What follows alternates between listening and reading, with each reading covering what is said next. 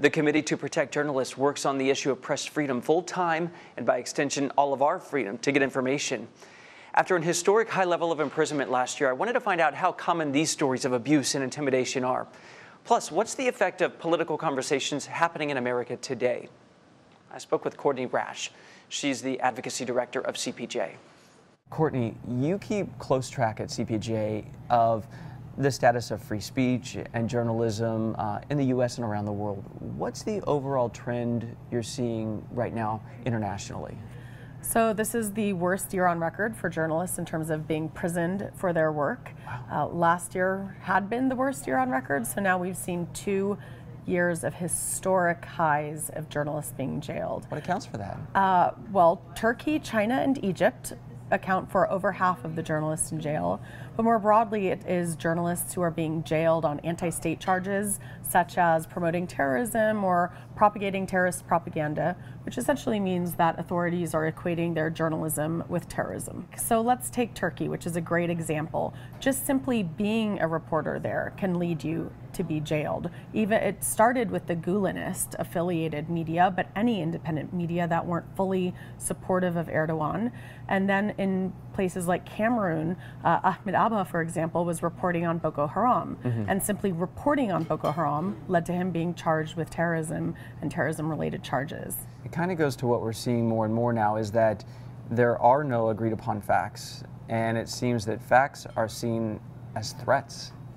I think that's a great way to put it. Indeed, they're saying we're in the post-truth environment.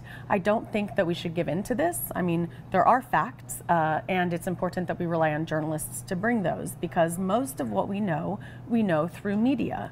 What do you think is perceived at this point as a bigger threat? Overly powerful governments that can squash anyone that they don't like, or these extremist groups?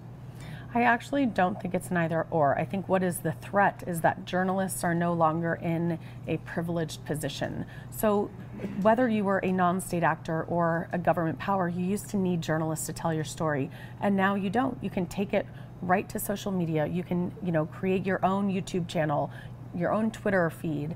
And so journalists have lost that position where they were very, in a powerful position. The U.S. government is considered a strong, stable government, but we also have the First Amendment.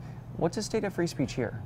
What we're seeing here in the United States we've seen more than 30 arrests of journalists. There are journalists facing felony charges simply because they were covering protests, which sounds a lot like what happens in Egypt or in Turkey. We have seen journalists at borders getting their devices confiscated and searched.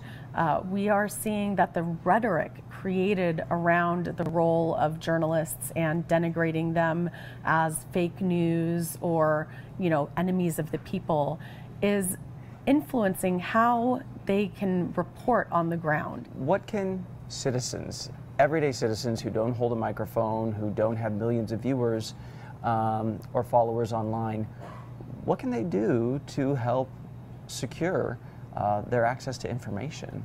Look at the byline. When somebody asks you, where do you get your news? Don't just say Facebook. Think about what was the media outlet or the journalist that actually brought you that information? What did they risk to do that? Secondly, paying for news will help, because that will help pay for the people who will go out and do investigations, or frankly, who will just show up at City Hall every day and report on what's happening there.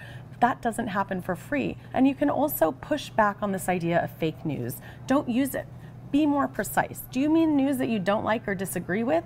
Or do you mean misinformation campaigns by foreign governments? And let's get away from this idea that fake news is this all-encompassing term, and this idea that there is no such thing as real journalism.